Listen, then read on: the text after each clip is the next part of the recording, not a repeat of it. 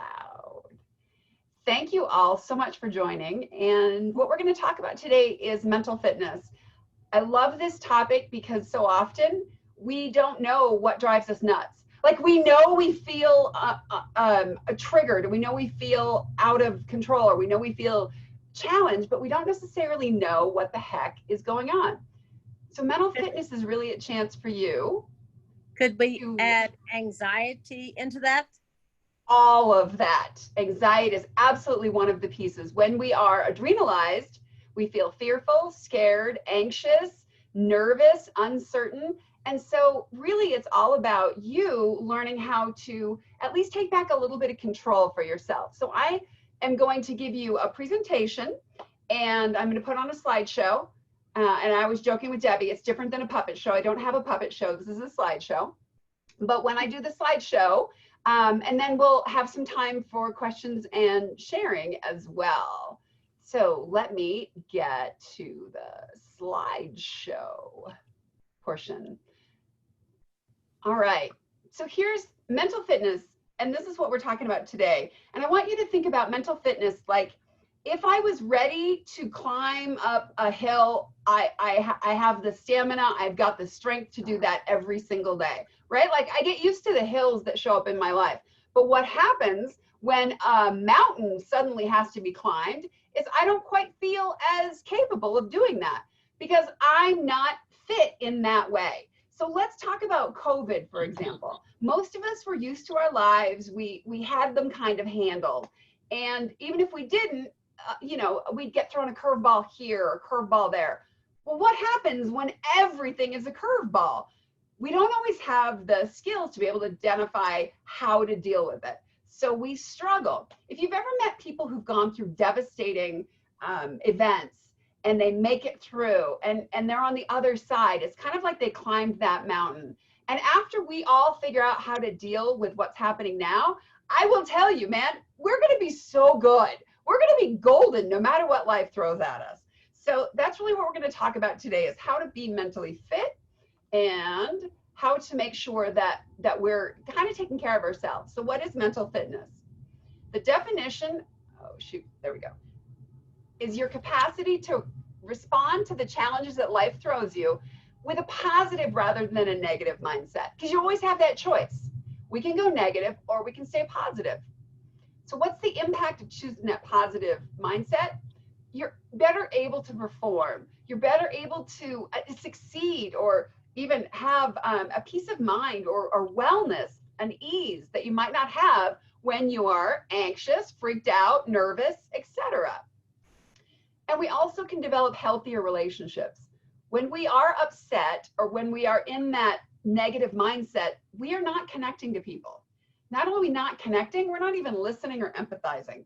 And so really, I want to talk about the difference is what we're going to talk about today is a synergy of 4 different things: neuroscience, positive psychology, cognitive psychology, and performance science.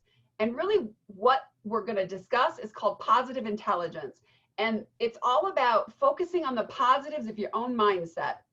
And the research from today is from hundreds of different CEOs and executive teams, students at Stanford, world-class athletes, because they got to perform, man, and then 500,000 other participants from 50 countries. So the research that we're talking about today is real. I'm also what I call an InPower coach, as you can see my little logo in the back, and it's all about helping people access their inner power. And I've worked with over 30,000 clients directly. And today's discussion, we're going to talk about research that was summarized from positive intelligence. So I don't know how many self-development classes you've taken or webinars or workshops, but I got to tell you, emotional intelligence has 25 competencies: 7 habits of highly effective people, 9 steps to managing conflict, 5 pillars of motivating a team, and the law of attraction. It's too much. I mean, every time I go to solve a problem, I'm like, okay, what was the first one of the 5 pillars of a thing? And there's so many of those different frameworks. It's really freaking hard to figure out what works and what works for you or what works for me. So who am I? I've got a background in psychology and social work. I ran a crisis hotline for 6 years. I decided not to go into therapy or a therapist position. But I did run a martial arts studio and fitness studio for over 20 years. I was a professional athlete and I trained other athletes. InPower is my jam. That is really what I help people to access. I'm a 4th degree black belt. I have a TEDx that is currently at 90,000, almost 100,000 views on the inner bully. And I'm also a brain injury survivor in 2014. Congratulations. And guess what? What? Mine is today. Today's my 6-year anniversary, my rebirth day. I just had, Labor Day weekend, it'll be 13 years for me. I had West Nile and it went to my brain. So you're going to resonate with all this stuff, I'm telling you. So what we're looking at is the power of factor analysis. And factor analysis is really based on like taking things down to the root cause, like what really helps us or hurts us, what really sabotages us or makes us successful. And, I clicked again. So we have put together a radical simplification. For example, did you know that you can create any kind of painting you want, and there's only 3 factors or 3 colors? Anybody know what the colors are? The primary? Mm-hmm. What are the primary colors? Red, yellow, and blue. Nailed it. And it's kind of the red, blue, and green. No, green is blue and yellow together, but excellent. So the root of InPower, which is the work that I do and have been doing, is what takes us in our power and what takes us out of our power. And that's really what we're here to learn. So there are 3 core muscles. You guys all signed up for this webinar that talks about the 3 core muscles that help us stay mentally fit. One is called the saboteur interceptor. The second one is your sage power. And the last one is your self-command. And I'll kind of talk about that. So our brain can be broken down to 2 different sides. I don't know about if you knew this or not. You can consider it light or dark. You consider it happy, not happy. You can consider it any kind of thing you want to. But sometimes we're in that part of our brain that isn't working for us, that makes us afraid. Is that like the left brain, right brain? Similar? It's like she's seen this before. It's exactly like that. And there's a very old adage, an Indian adage, Native American adage, saying that every one of us has 2 wolves, and whichever one you feed gets stronger, a dark wolf and a light wolf. And today's topic, we're going to talk about saboteurs and sages. So we're going to talk about the thought processes that sabotage us, and then the ones that bring us to our sage self. Luckily, there's only 10 really distinct areas where we tend to sabotage, or when we go into that left brain or that limbic brain. And then we've identified 5 sage powers that you can capitalize on. So let's talk about the saboteur interceptor. This is the judge. The judge is the one sabotaging character every single one of us have. And there's 3 modalities to it. There's the voice in your head that's yelling at you about you. So there's judging yourself. The second one is how we judge others. So we look at other people based on good or bad, right or wrong. And the third one is judging circumstances. And that's kind of like, I can't be happy until, or this environment sucks, or things that we can't even fix. So the judge is universal. They have it in, everyone has it in every culture. And there are 3 components: the way we judge ourselves, and you've heard of the inner critic, and I talk about the inner bully, how much we judge others, or how often we judge circumstances. So if you were able to do the saboteur assessment, you came up with several of these different characters. Let's call them characters. And you might have a controller, a hyperachiever, a restless. You might have a stickler. You might be a people pleaser. You might have hypervigilance, especially now. Or you might have an avoider, a victim mentality, or be hyper rational. So we have, in some or bigger or smaller degrees, all of these sabotaging kinds of behaviors along with the judge. Now, if you took the assessment, it looks kind of like this. And this could almost be my assessment. This is Sarah's assessment, but a stickler is somebody who likes the rules. They tend to be able to, they want to focus on what the rules are and right and wrong. A hyperachiever is someone who would prefer that they should have to accomplish everything. And mine are the exact reverse. I'm a hyperachiever, which means I am conditioned only on the good that I've done that day. So we shouldn't have to earn a self-love or self-acceptance, but the way that my brain has decided to create its survival mechanisms is that I have to continually achieve.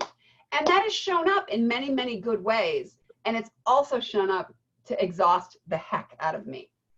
So each of our saboteurs has descriptions and they've got characteristics. And I will tell you, these guys have been around for a while. And in fact, if you've ever had saboteurs that you can't even figure out how you're thinking about what you're thinking about, sometimes it might mean that there's a saboteur at play. You might have sabotaging thoughts already at play. So let's talk a little bit about, hey Janelle, thanks for joining in, your saboteurs and your sage. So your saboteurs are the parts of your brain that are oftentimes developed in survival. Like if you grew up in a difficult household or you as a kid had to figure things out on your own, you created these ways of being.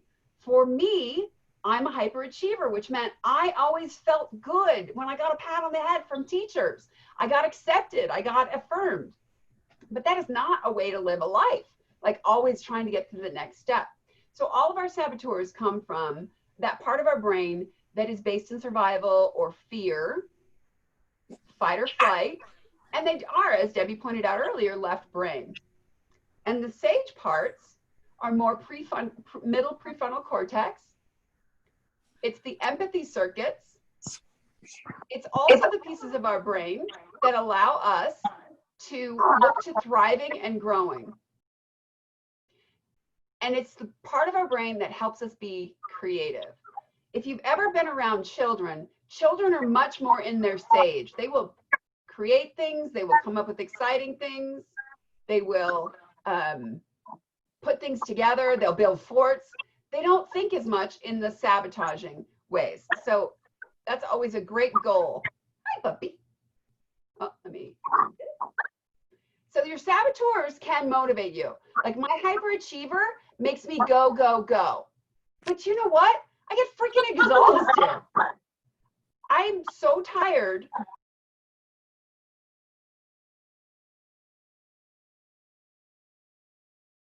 I'm gonna unmute me. There we go. So no worries. I get exhausted by having to achieve all the freaking time. But it's a powerful part of me. But it comes from fear that I'm not going to get things finished. I'm not going to do what I need to do. I gotta. So being able to have that doesn't allow me that sage part. Now, oops. Sage, that other part of your brain, motivates you through positive emotions. Empathy, curiosity, creativity, passion, and purpose. Now, I will ask you this question. If you had a chance to take the saboteur assessment, you might recognize that your saboteurs might be running the show part of the time. Or you might have a judge that likes to show up and judge other people. I even nicknamed my judge, Judge Judy, because that's who kept showing up for me. I was like, I can't believe they're doing that. I can't believe that's happening. But really all that served to do was disconnect me from other people.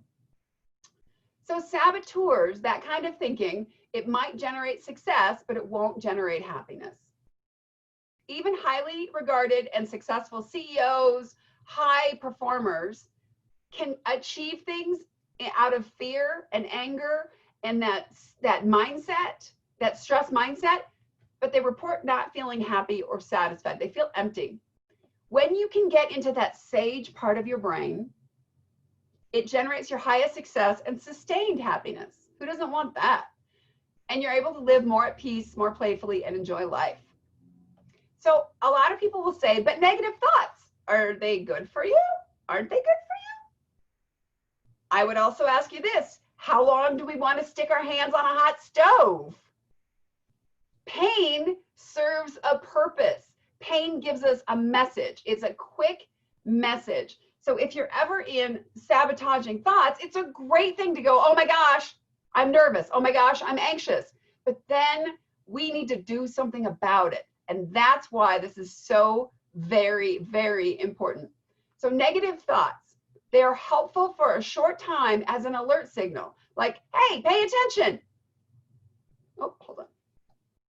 But staying in an emotion, like a negative emotional state, it just creates more. It becomes that spiral thinking. And it impairs our ability to think clearly and respond in a situation, whether it's at work, whether it's in a relationship, whether it's in our family. It cuts off that ability to be empathetic or curious or creative and have action that matters. So long-term negative emotion is truly sabotage.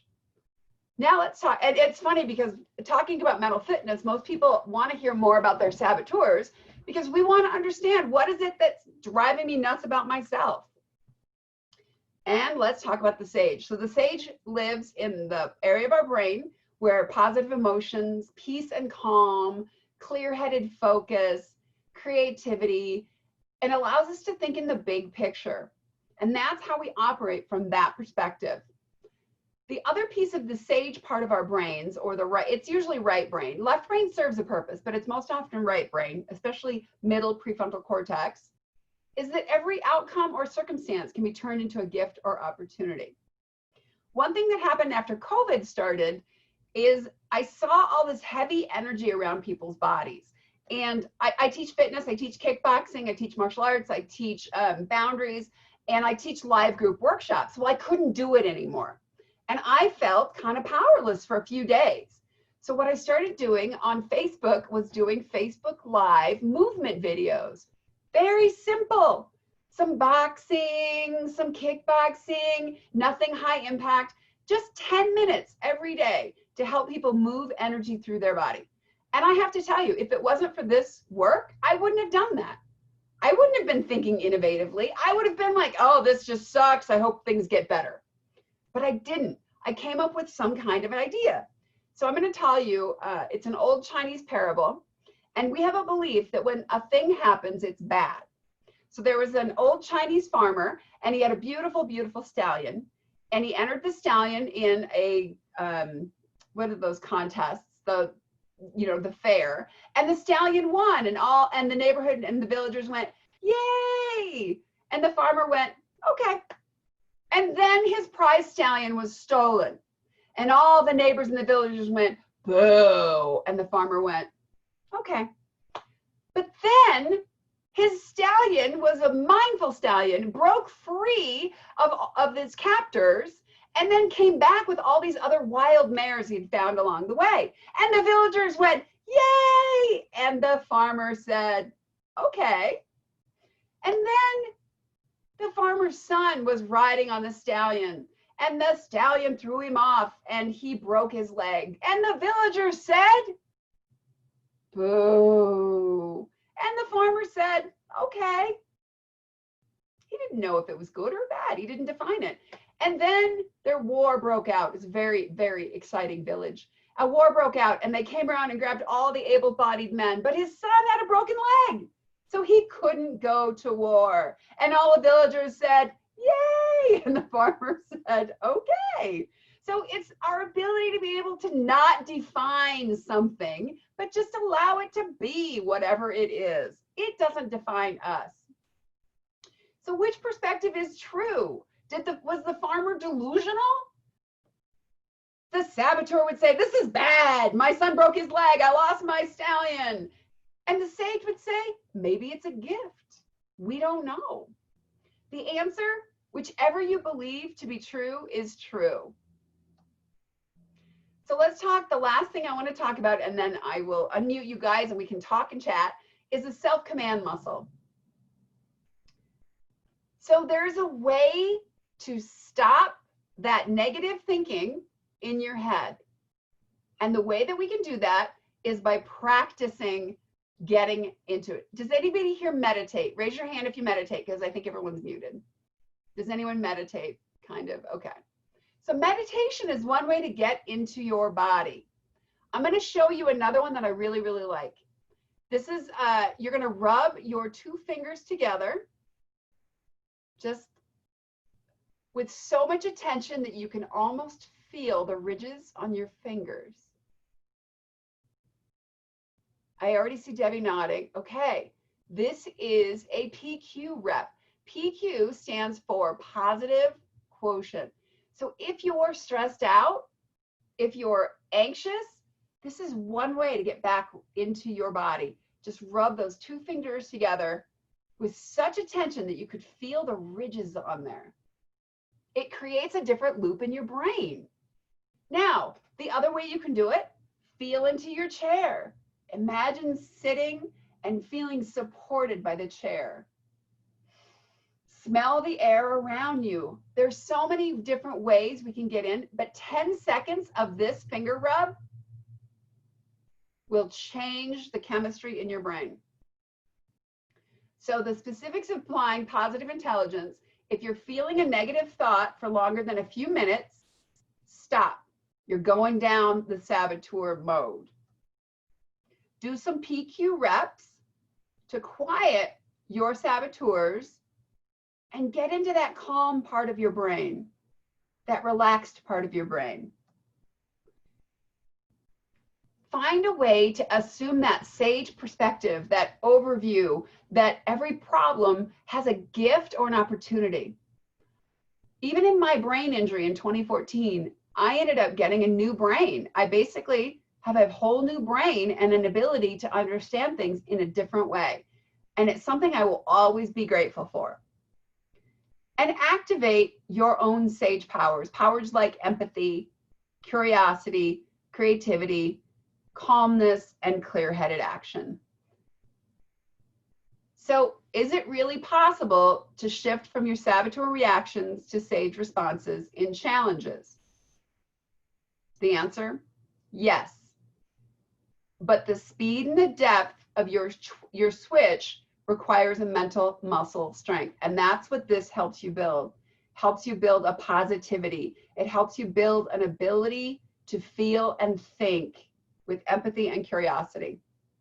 So lasting positive change requires mental muscle. It requires us to command our head. So if you let yourself freak out, even if I have a pity party, I'll let myself have a pity party for a certain amount of time and then it's over. But if you let yourself freak out for a long time, that's the muscle that you're building. So if you have the ability to switch, then use the muscles, your self-command muscles. Use your PQ reps. Breathe into your body. Find yourself in that space. To be able to change your neural pathways, it requires some intense initial practice. And initial practice can be anything you want. You can use mantras, affirmations, you can use these, but you can't change years of negative programming by just sending in one positive affirmation a day. I am awesome. Yeah, but then what happens when life happens? What happens when things don't go your way? Breathe. Allow it to move through your body, because everyone has that fear and that anxiety. If you can find a way to do this for 15 minutes a day, and that might be a meditation, it might be walking, this is my walking, moving, it might be feeling or breathing into your body. For 6 to 8 weeks, you can change the gray matter in your brain. It took me a lot of training and doctors to figure out how to heal my brain, and this mental fitness is one way. So negative thought patterns were created for us to survive. They're not bad. There's nothing wrong with them. But the good news is we can change our pattern ways of thinking. The problem is our negative thought patterns aren't helpful for long-term success. So even if you're hyper vigilant, like you want everything, you want to make sure everyone's safe and all things are good, that is a way of cortisol building up in your body, and it will drive you nutty. So I'm going to share, actually, I'm going to ask you guys right now to kind of talk a little bit, and then I'll share an app that I found that I absolutely love. And let's see, pause share. Okay, so please tell me, let's see, we'll unmute you guys. Unmute, unmute. I think you have to unmute yourselves. I don't know how to unmute you. Yeah, I think you should all be able to unmute yourself. Okay, cool. So let's talk about this. Can you see how being able to change in the middle of a stressor can help you feel different, can help you feel better? Yes, I can. In a stress for me, in a stressful situation, you have to just kind of sit back and be silent and maybe try and get in the head of the other person. And sometimes if you're quiet, maybe they'll think about it too. Not always the case, but sometimes. But at least you find access to your own being centered and quieter. Janelle, any idea, any feedback, any? Restate the question, please. Absolutely. So Janelle, does it make sense to understand that in the middle of a feeling of stress or distress, that being able to shift yourself out of it, first of all, can it really happen? And secondly, can you see the value in that? Absolutely. Yes and yes. For me, it's, I'm so sensitive, so I have, pretty strong emotions. And for me to change my thought pattern quickly, it's good for me to kind of vent, not onto another person, but by myself. God dang it. Just kind of get it out of my body and then look at the opportunity to learn. Janelle, go ahead. Oh, can I ask you a question? Do you ever feel like you're in a situation where the other party senses that, I call it thin skin, the senses that you're thin skinned and highly emotional about things? Do you ever feel that they feel, oh, here's my chance to be superior? Do you ever feel that? Here's why. What was that very last sentence? That the other person has that sense in their head that they're superior. As in, I have a lot of conflict with my older sister because I think for so many upteen years that she has sensed that I am more thin-skinned, and she feels like that's her chance to jump in. Yes, that happens so often with people like us. Are you thin-skinned? I think I am. Sensitive? Or highly sensitive. I think that's a good way to say it. Highly sensitive, empathetic, empath. So am I. And from my family, I have always got that feeling that they're superior. But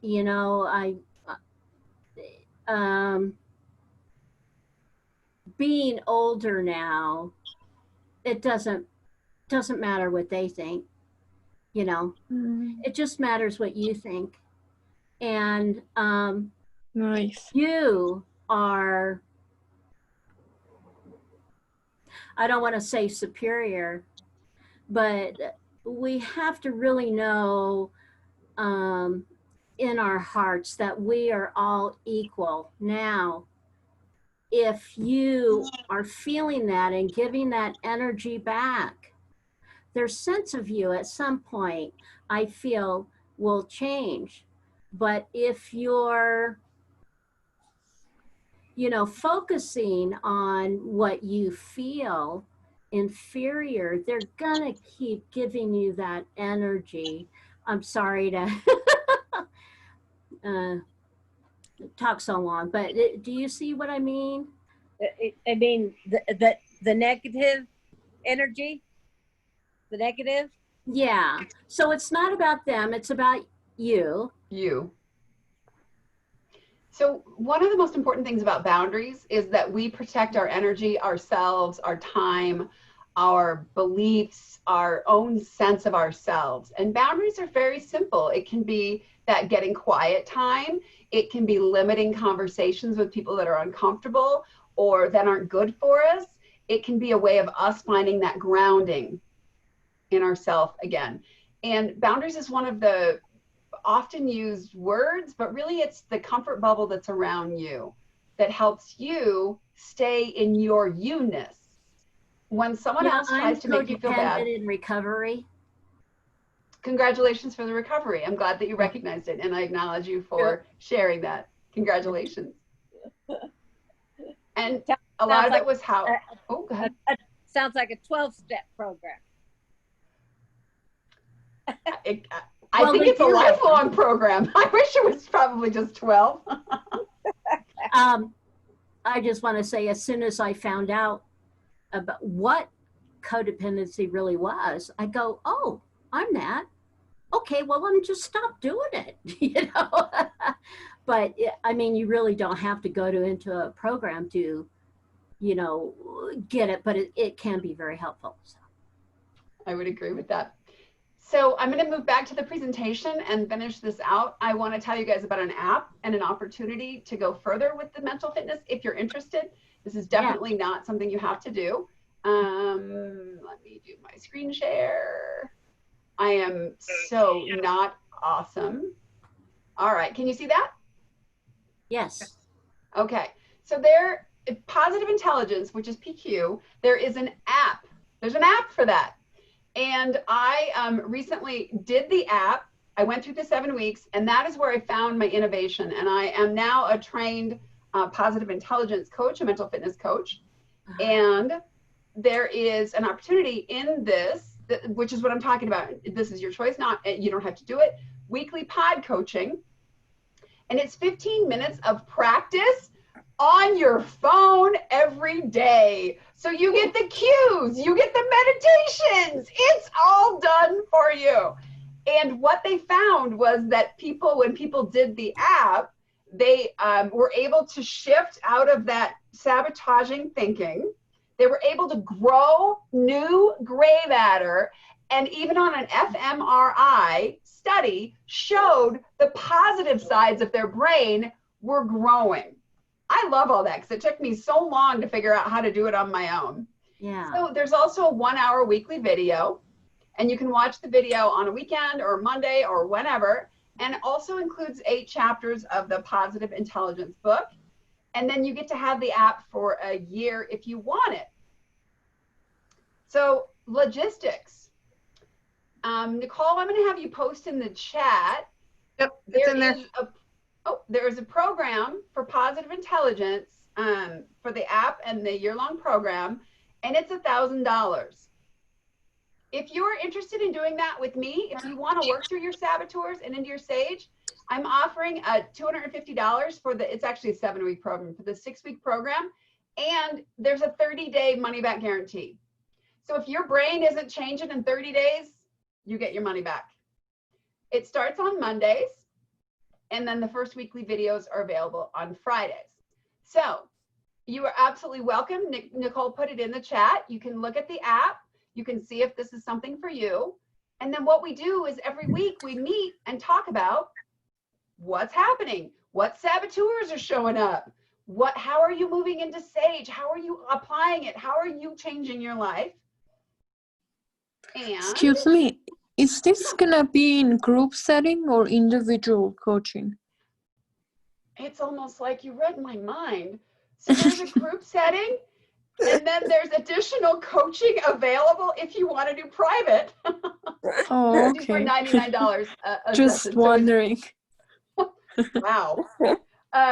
And then we participate in a pod group. So we have a pod of people, and that I can put you guys in your own pod, or you can find people in your life you want to put in a pod with you. And the pod is anywhere between 2 to 12 people. But then, like, let's say you're really triggered in a week and your judge is super activated and you need your own private session, you can do that. But if the next week you're feeling awesome and you don't need any coaching, you don't need it. So there is private coaching available, and there is group. Do you ever have men in your courses? Yes. Okay. In fact, I'm going to stop my share. hope In so. fact, how are we going to change the world if we don't do it together? That is So true. that is, so I really want to also give you guys a chance if you took the saboteur assessment. If you didn't, please, no pressure.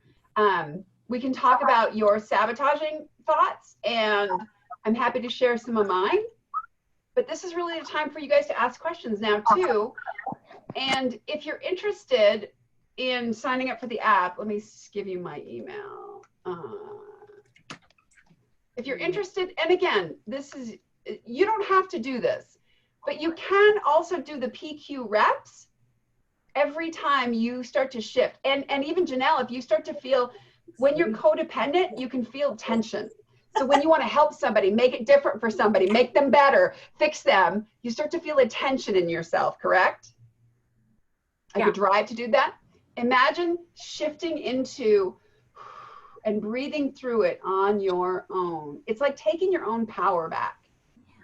Yeah, I feel like what it does is it allows you to go from reaction to response, especially when you're in the moment. You know, it's you get to choose your reaction rather than just responding.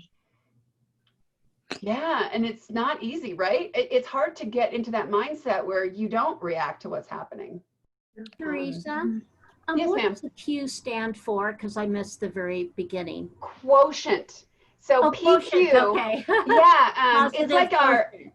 it's our positive intelligence quotient. And I'm recording this, Janelle, so I'll send you a copy of the recording so you can also see the beginning. Oh, that'd be great, because I hate Right? to miss the beginning of anything because it sets the whole tone, you know. So thank you. I appreciate that. And no kill. I'm glad that you showed up. I think the worst is going into church late. And everybody turns around and looks at you. That's why you go to churches where they don't judge you and they're not shameful and they don't make you, they don't point you out. I always look for that seat in the back. Excuse me, I'm sorry to interrupt, but I have a question. Go ahead. Can stress be used as a coping mechanism? Like, oh, at least I'm doing something. It's taking me away from the problem I'm facing, and it's giving me stress. Because I realize when I'm stressing, I'll rather stress because whatever challenge I have, it's out of control. So stress kind of puts not a recovery method or solution to it, but it makes me anxious, and anxious almost makes me feel comfortable, if that makes sense. So you're comfortable with anxiety or anxiousness? It's almost like I'm always so anxious to the point when I'm not. I mean, I know that's not healthy, but. Tell me how to pronounce your name again. It's RP. ARPI. ARPI. So RP, our bodies are built to be in stress for certain short periods. It's almost as if you were in fight or flight to get out of something, to deal with an emergency. When we start to be in a chronic stress state, it starts to break down our digestion, our immunity. We can start putting on weight, or we lose weight. We develop appetite. We either overeat or undereat. Chronic stress has effects on our body, but I will also say this: Short-term stress helps us get things done. It helps us, it pushes us, but we can't push all the time. Our bodies need to relax. Our parasympathetic nervous system has got to chill out. And that's when we actually start coming up with creativity, empathy, more compassion, and more innovation. But if we're always used to that stress, it's almost like that's how I get things done. And I'm not saying it's wrong. I'm just saying you need to determine for you, does that work for you all the time? And will that work for long term? It doesn't, because like you mentioned, there's so many illnesses that triggers, anything's possible, but it's almost like that's part of my nature. That's why I'm comfortable. It's a personality. I want you to take the saboteur assessment. I wonder which you might be a hyperachiever also, which means we like to achieve. We want to go. We want to get things done. We want to like, we get dopamine from that. But after a short amount of time, we're exhausted. Actually, the second one was my hyperachiever. The first one's hypervigilant. Hypervigilant. So you're always on the lookout for safety and awareness. And is this okay? And Nicole, you have hypervigilant as well, yes? Yes, that's, I think, my second one. I'm a stickler first and then hypervigilant. So yes. Can I go back and take that test? Because I wasn't able to. And how do I do that? So do you have access to the chat on the side of the screen? I don't know if it's on your right or your left. I'm pointing. So there's a it's also on the meetup. I put the link in the meetup and you can click that. And it's free. Okay. It takes 5 minutes, maybe. Yeah, I want to do that. I didn't have a chance to do that. Yeah. Totally. And you know, follow up with me also. I'm always curious as to what people's sabotaging characters are. Okay. And I also want to say that for most of us, we live in a way that we live in. Like, we live in our heads as we live in our heads, and we think the world is the way the world is. Well, when you start to realize certain things about yourself might be blind spots or don't work or put you ill at ease, make you anxious, you don't like feeling stressed all the time, your digestion is off, your sleep isn't good, you start to realize that maybe some of these things are triggered and it's so how you are, you didn't even realize it. Does that make sense? It's almost like the air that you're breathing. One of the women I'm coaching through the program, she's on her 3rd week, and she said, why is everybody like pissing me off this week? And I said, well, actually, what's happening is you're no longer able to take the judgment in your head. That, like, she used to judge people all the time, but now she can't take, she doesn't like it. It all of a sudden, after 3 weeks, her brain switched. And she thought, oh, you mean they're not really driving me any more crazy? And I said, no, they're the same. What's changed is you. You are now noticing how judgmental you are and how much of a stickler you are, because she is a stickler. And it just started driving you nuts. Whereas before, that was just how you showed up. That was just, everything was working. We learned how to tolerate. And even if you're tolerating stress, we learn how to tolerate it, even if it's not the best thing for us. Bad relationships, ways that we aren't effective as ourselves, we tolerate it.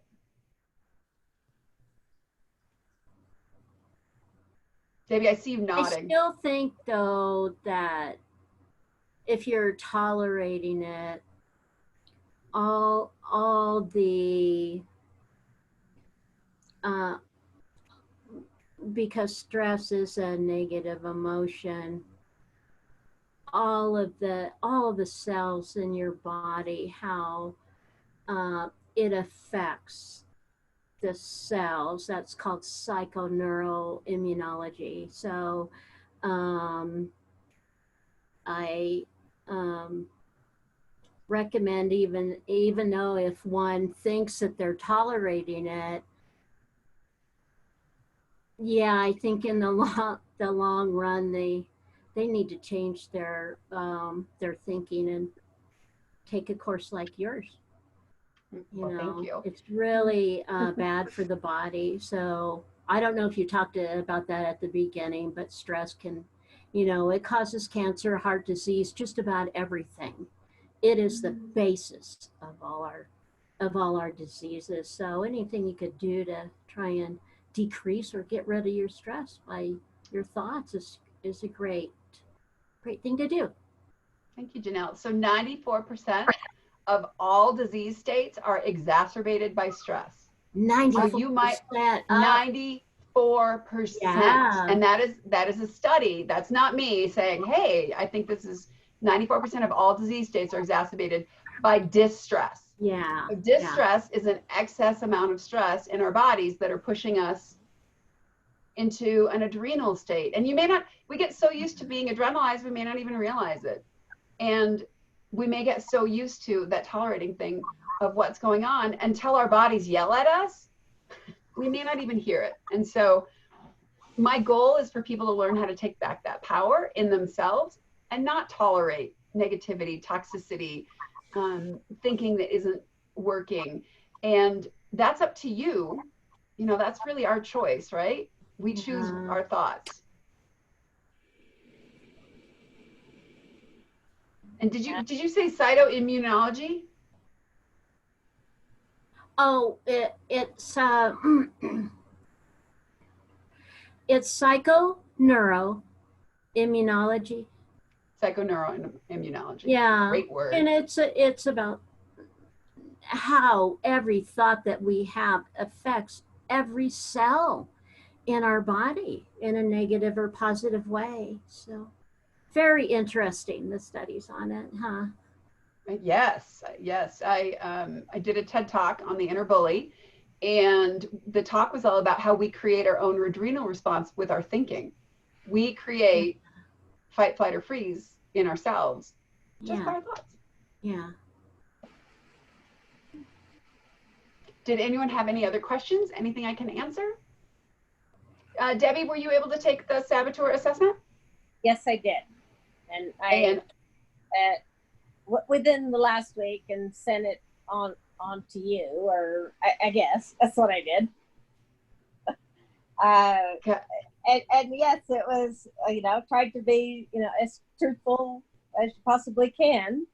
That's the point of it all. I had sent it on to my sister and my niece, hoping that they would join in. Who knows? Maybe they would.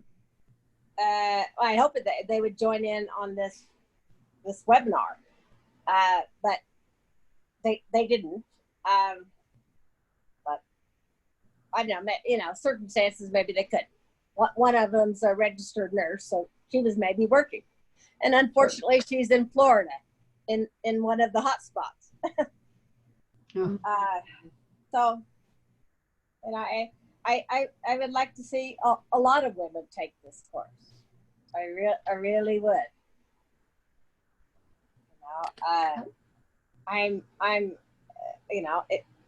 I would have liked to have taken it in my early 40s. Me too. I would have liked to take it after a brain injury. Like, you teach me how I can shift my thinking, and I don't have to work really, really hard at it. I have an app I can meditate on. I can, apply. I can look at my thinking. It took me 2.5 years to recover from my brain injury.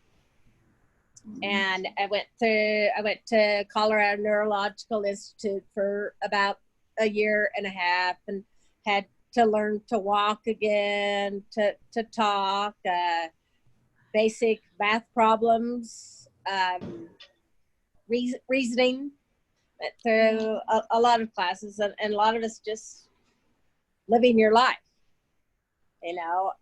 having to learn how to balance a budget. I did not take that class. I'm very, very fortunate with my brain injury that I came back as well as I did, and I just have to accept the fact that your brain will never cognitively be like it was before, but you can be a new you. Different, not worse. is what I keep saying. It's well, different. we hope so. Yeah, just Nicole, you know, Nicole, who's on here, has known me. just like the world we're in right now, it's a new norm. It new is, normal. isn't it? You know, And- and we don't know the end of the new normal yet. And I would like to task every single one of you on this call, on this webinar, what if you were to come up with one creative idea as a result of what's happening in the world that you wouldn't have come up with before? What if you were able to create one innovative idea, one thing, even if it's now you send thank you cards, or now I connect with my friends in a different way. Or for me, I started teaching movement videos to help people move energy through their bodies. I'm a martial artist and a boxer, kickboxer. I started doing these random 10-minute videos, and people are doing it. People who never take martial arts. I would not have come up with that, but I was doing the app that I'm telling you guys about. And so I came up with the innovation. So I'm going to give you guys some homework. Virus, go virus. What if we found ways to thrive? Yeah. Yeah. And I'm if you just have saying ideas, opportunities. Well, I'd love to think hear if you have Except any if you ideas. die. and this coronavirus has given us all an opportunity to grow in a different way. Yeah. Yeah. So if you have any ideas, I'd love to hear them. If you don't, that's okay too.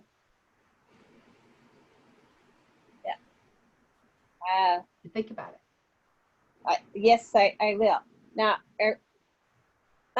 I love discussion groups that I've been in a lot of discussion groups, and I don't mind a facilitator like you, Teresa, that I don't like one of the participants that wants to control 95% of it.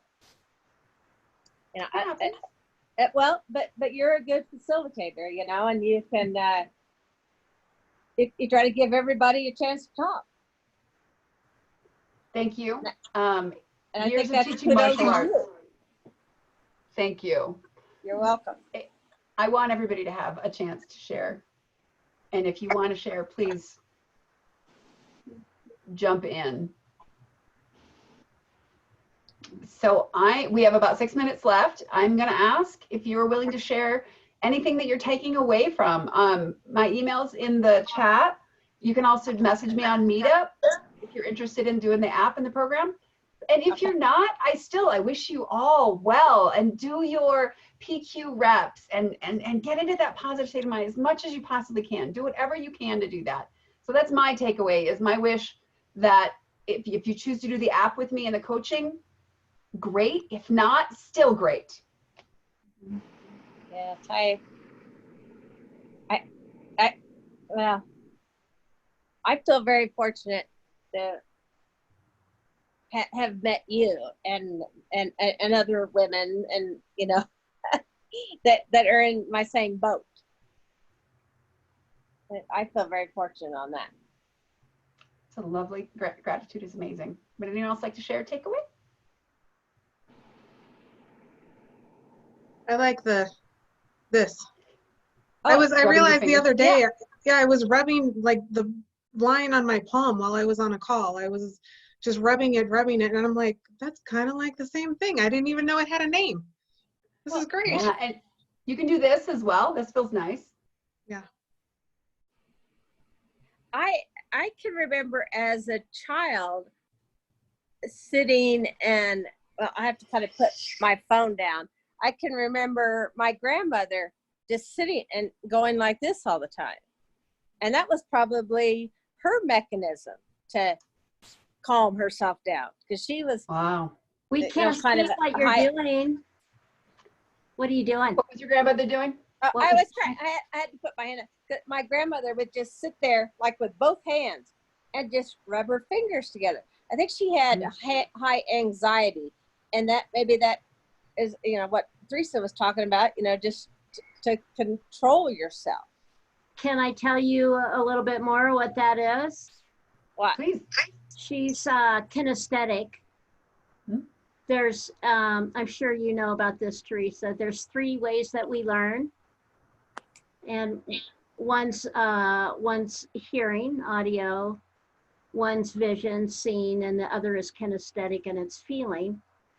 And kinesthetic feeling, when they're processing information, they will often move their body. They can like tap their foot, or my husband does this when he's processing information, and sometimes I do too, because I'm kinesthetic. I'm a massage therapist.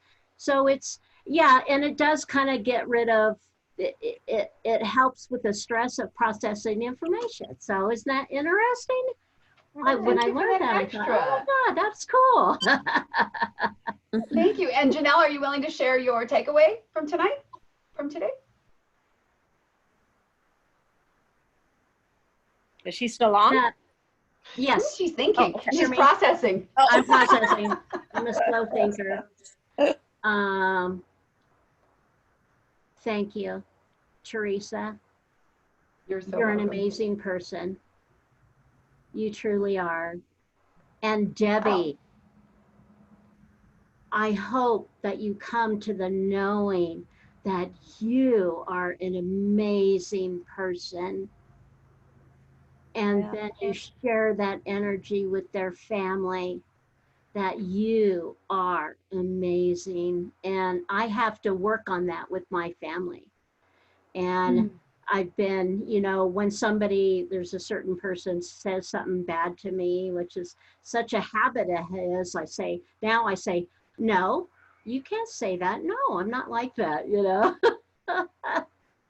And Nicole, you're amazing too. It's just great connection. Thank you for bringing us together and sharing Janelle, I do hope you took wonderful something away. information. RB, would you like to share your takeaway? I'm just really thankful for you. You're such a transparent person and very cheerful, and it really helps, you know, to be going through something and then not becoming a victim, but, you know, spreading the love and the warmth, because one way or another we all suffer, and it's nice to make something out of pain and not waste it, and that's exactly what you did. Wow, that's very deep. RB, thank you so much. And I just want to honor and acknowledge each of you for taking an hour on this and on yourself. There will be a recording if you would like to listen to it or watch it. You are certainly welcome to. I'm a very low pressure person, so I hope to see you in another meetup in the future. And I wish you all well. Thank you. Okay. All right. Thanks, Teresa. Thank you very much. Thank See you. you all again. Great night. All right. Bye-bye. Bye. Bye. Nicole, I think you have to end it. Yeah. Okay.